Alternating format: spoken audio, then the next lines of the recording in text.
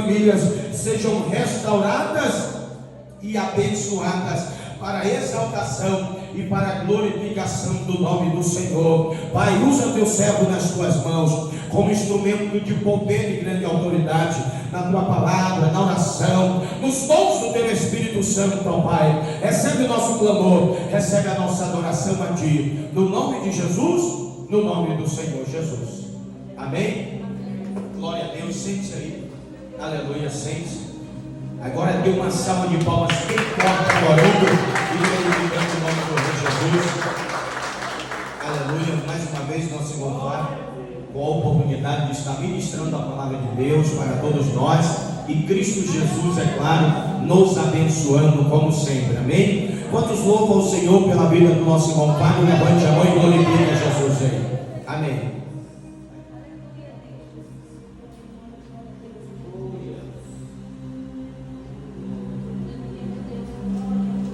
Tu é fiel, Jesus. Glória a Deus, aleluia. Aleluia, Deus.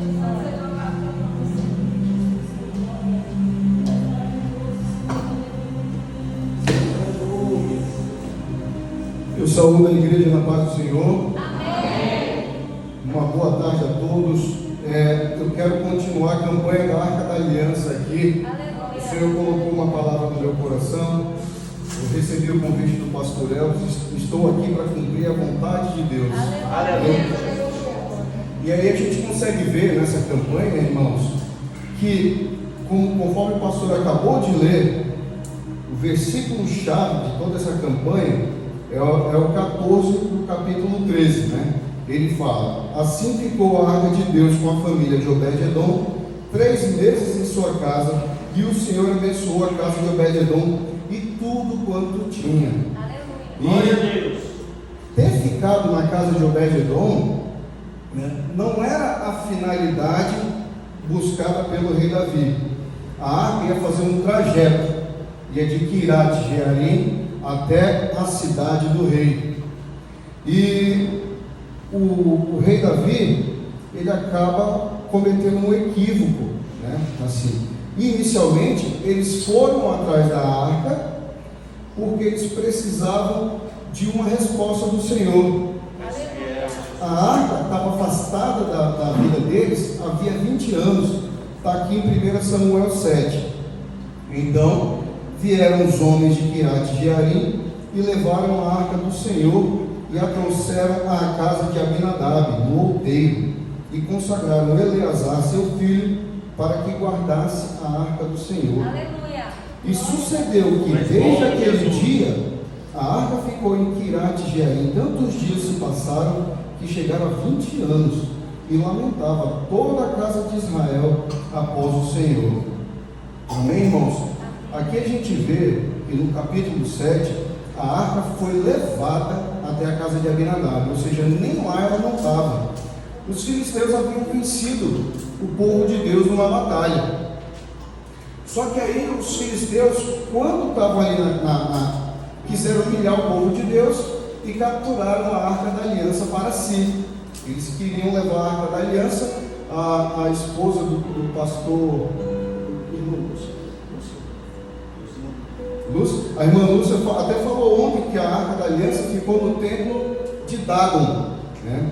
E aí, quando a arca da aliança foi colocada lá naquele templo, no outro dia, quando os sacerdotes foram até o templo de Dagon, lá estava a estátua de Dagon, irmãos, caída, com o rosto em terra, diante da arca da aliança do Senhor. O Senhor já mostrava ali que o inimigo seria humilhado com aquela atitude. Os sacerdotes levantaram a estátua de Dagon, e lá no outro dia, na manhã seguinte, a estátua caída de novo, com o rosto em terra e com partes quebradas já. E aí o povo começou a se lamentar. Estava eclodindo tumores, hemorroidas e até praga de ratos naquela comunidade deles. E eles perceberam: meu Deus, a gente quis pegar a arca da aliança para humilhar eles, e eles aqui estão nos humilhando aqui. O Deus deles é que estão nos humilhando aqui. Aleluia. O que está acontecendo? E a Bíblia fala assim, ó: a mão do Senhor veio contra aquela cidade com muito grande vexação, pois feriu os homens daquela cidade, desde o pequeno até o grande, e tinham hemorroidas nas partes secretas. Olha só, a palavra de Deus fala isso daí, que o Senhor estava humilhando, até que eles resolveram, falaram, é problema demais essa arca aqui, vamos mandar ela de volta. E os sacerdotes, opa, alto lá, mandar de volta não é assim. Vocês vão fazer primeiro uma oferta para Deus, para o Deus deles, para eles receberem essa arca de volta. Então, o pastor, ele falou aqui, que teve um irmão que o confrontou e falou que abriu uma igreja e que lá não ia ter oferta. Olha só, até quem é ímpio aqui, quando foi devolver a arca para o Senhor, mandou com oferta. E eles mandaram o número de príncipes que havia lá no reino dos filisteus, na terra deles. Mandaram, 5 tumores, 5 hemorroidas de ouro e 5 ratos de ouro, para ver se Deus livrava eles daquela peste que estava assolando. E gente morria por causa disso. E olha o respeito que eles tiveram para com Deus, enquanto muito crente nunca teve. É Deus, aleluia.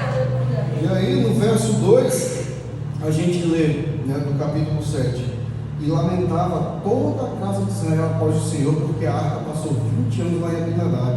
Quem não conhece aqui, irmão, um crente desviado, uma pessoa que, ou até mesmo você se desviou, fica aquele buraco na alma. O pessoal estava se lamentando porque tinha 20 anos que a presença de Deus não estava mais lá na cidade deles, não estava lá na casa deles. Eles ficaram com aquela vontade de recuperar, E eles queriam recuperar o quê? Eu sempre lembro do irmão aqui, quando eu vejo a campanha da Arca da Aliança, porque a presença de Deus é a Shekinah de Deus. E ele sempre vem com a camisa dele do trabalho escrito Shekinah. Eu sei que o Senhor tem abençoado a sua vida, irmão, em nome de Jesus. A presença do Senhor, eles estavam buscando. Desculpa. Aleluia, Jesus. Eles estavam buscando a presença de Deus, E assim, tão logo quanto o rei Davi, ele é, em 2 Samuel, no capítulo 2, ele é aclamado rei de Judá. Aclamaram ele como rei. No capítulo 5, ele é constituído rei de todo Israel. E lá, no capítulo 5, no capítulo seguinte, no 6, a Bíblia fala que ele foi buscar a Arca da Aliança. Foi o ato seguinte dele. Então ele partiu cheio de pressa. Ele preparou, irmãos, ali o melhor carro para trazer, um carro novo. Ele mandou a Ferrari que tinha na época ir buscar a Arca da Aliança de Deus, de tanta reverência que o rei Davi tinha. Só que o pastor Elvis aqui explicou como é que se levava a Arca da Aliança. Não era em carro, nem que fosse novo.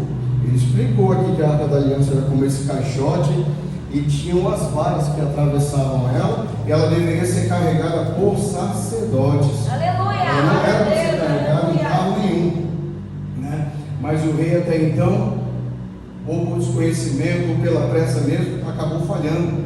A gente, quando falha com a lei dos homens, a gente já paga um alto preço. Imagina quando a gente falha com a lei de Deus. É verdade, Deus, aleluia. Só para dar um exemplozinho bem curto aqui.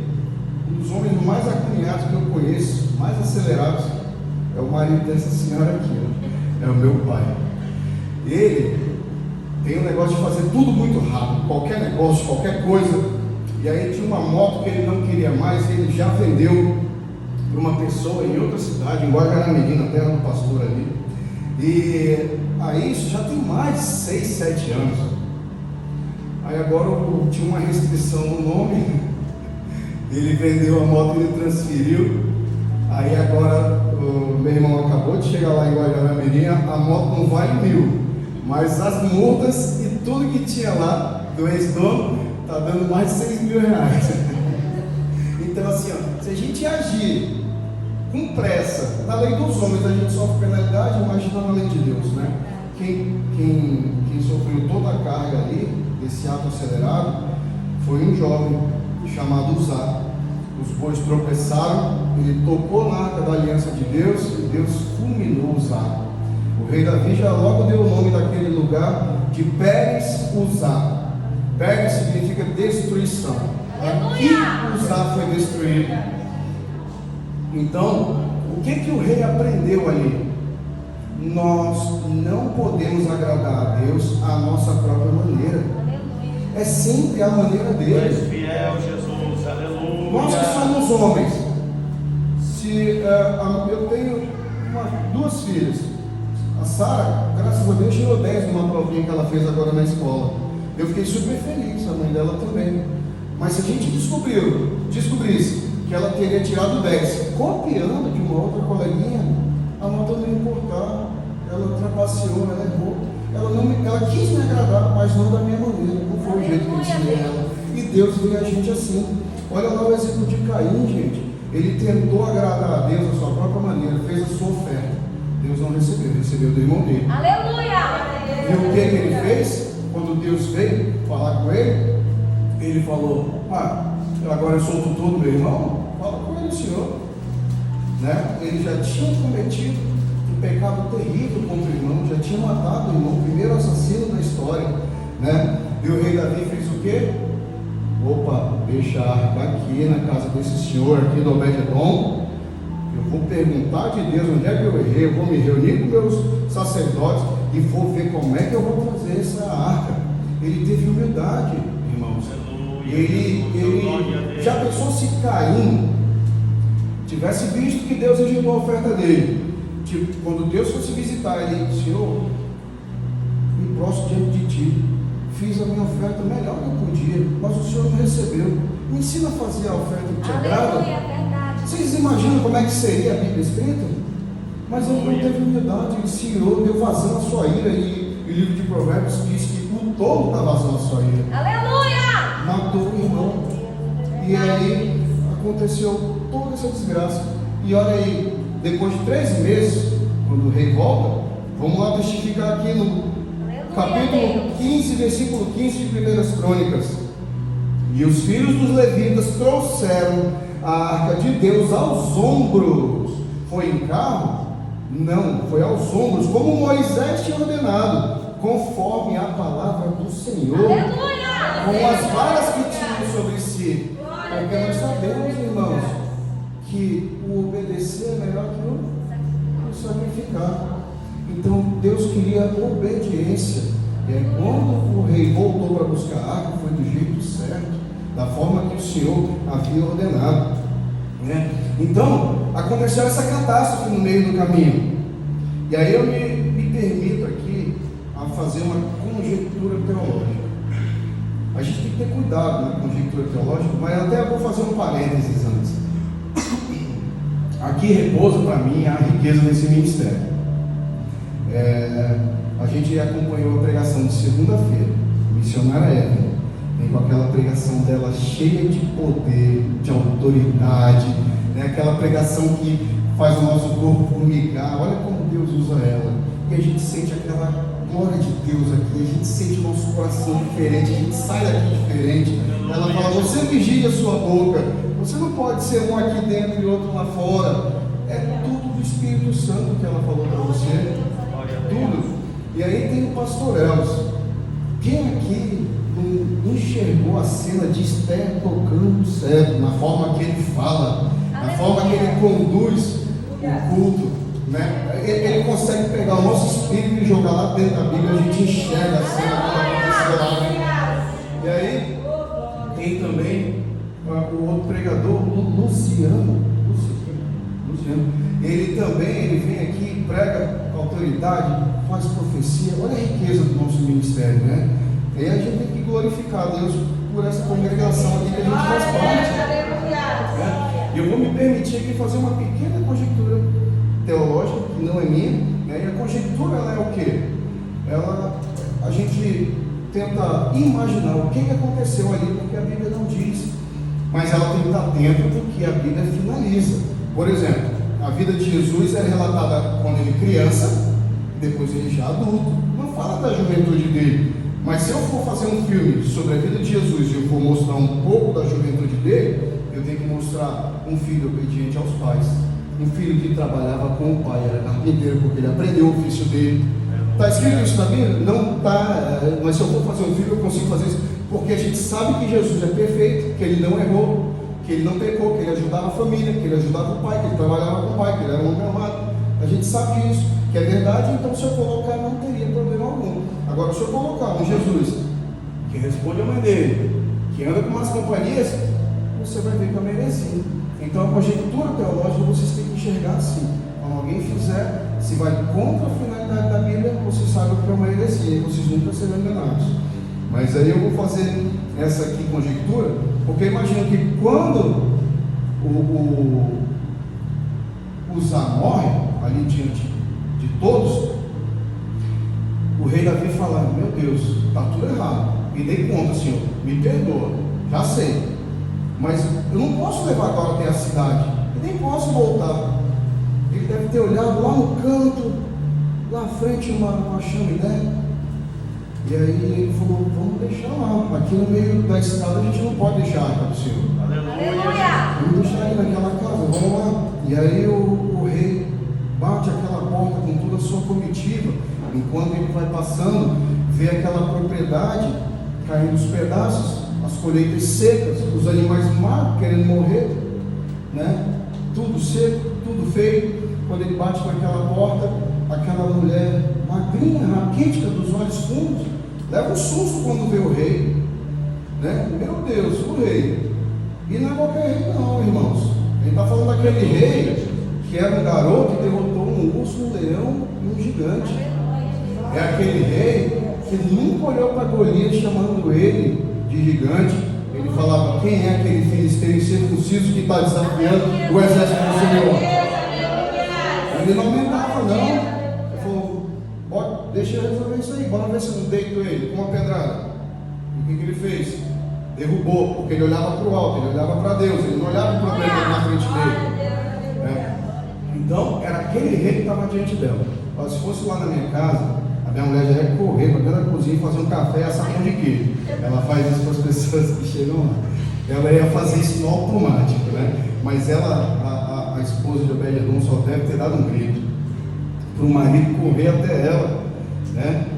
E Obed-Edom, vendo ali toda aquela comitiva, sabendo de tudo que aconteceu, ele abriu a casa dele para receber a arca de Deus. Glória a Deus, aleluia. E se fosse eu, você, tendo filho, sabendo que um rapaz foi morto ali no mesmo dia, né, talvez a gente tivesse medo, mas o Senhor é bom. Aleluia. Glória a Deus, aleluia. E aí a gente vê que, primeiro, os grandes personagens dessa palavra, a gente leu lá no início sobre Abinadab.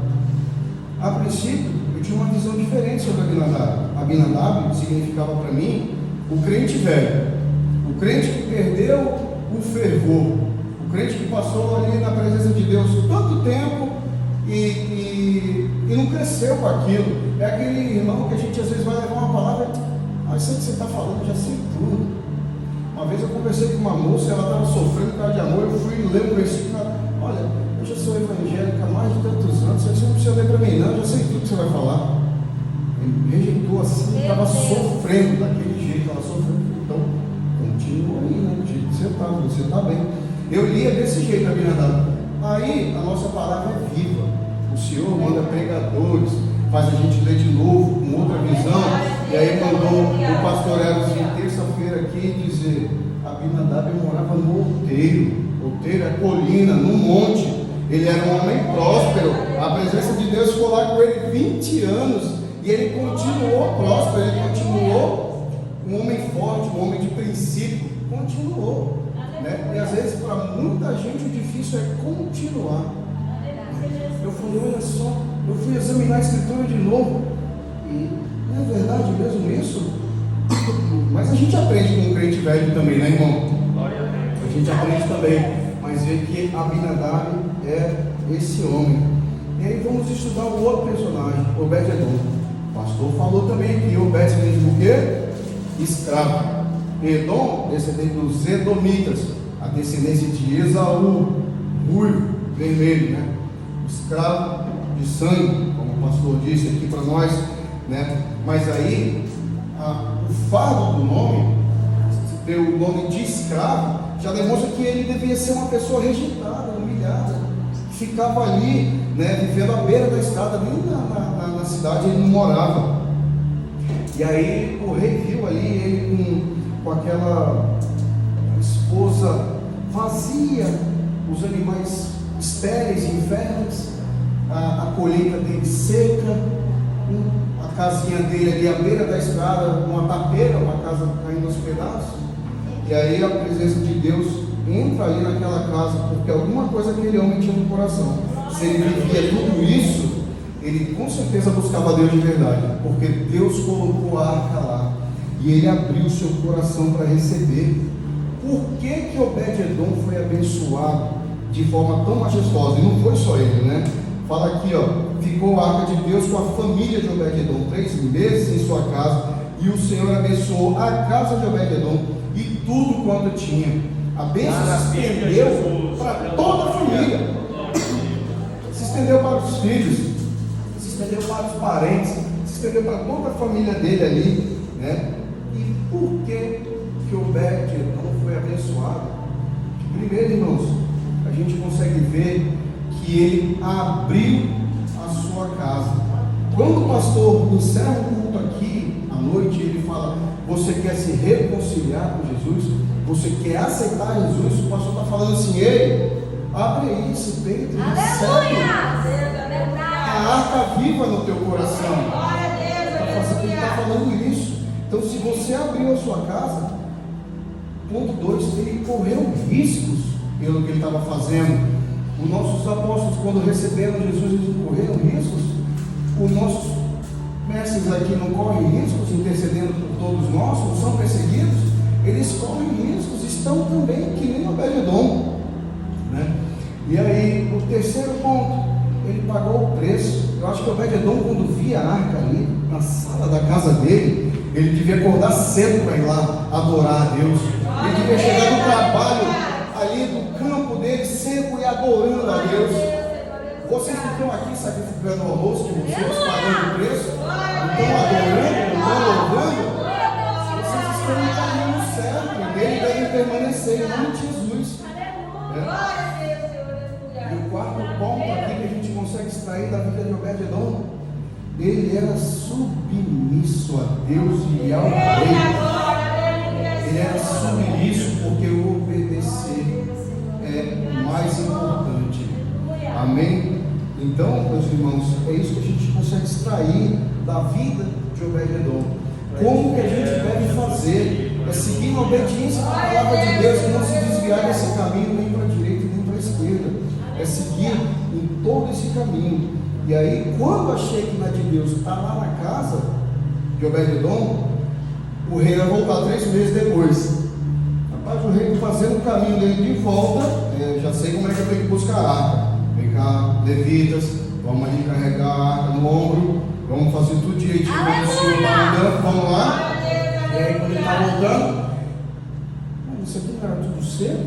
Está tudo verdinho ali. As espigas de milho estão gigantescas. O trigo que ele plantou estava brotando. Os animais dele estavam pastando. Os animais dele estavam tendo crias. Ele foi virando, deixando de ser aquele coitado desprezível, para se tornar um fazendeiro próspero. A casa dele estava em ruínas, está toda arrumada. A casa do rei fica impactado com o que ele vê de mudança, de transformação na casa do Obed-Edom. Ele consegue essa mudança e Deus foi trabalhando em tudo na vida dele, em passo a passo. Primeiro na área espiritual. Na área espiritual, primeiro na área sentimental dele. Se ele não tinha mais comunhão com a esposa, se ele não amava mais, se ele só sentia desprezo por ela, o amor renovou entre eles. O amor entre eles ali foi restaurado, a intimidade entre eles viveu de novo, teve fogo de novo. E Jesus pode fazer isso na sua intimidade com o seu marido, com a sua esposa. Em nome de Jesus ele pode fazer. Ele restaurou ali primeiro marido e mulher, alcançando depois a área material. A propriedade dele agora era frutífera. Ele agora era um homem que estava prosperando. Aquele cara que era humilhado agora era exaltado. Aquele pobre ficou rico em 3 meses apenas, irmãos. E na área espiritual, o Senhor Senhor concedeu o ministério ao Obed-Edom, ele com certeza levava os filhos lá para adorar na frente da arca, ele foi ensinar as pessoas como é que se fazia, ele quis estender aquilo para todo mundo. Ele não reteve, ele não pegou o talento dele e escondeu.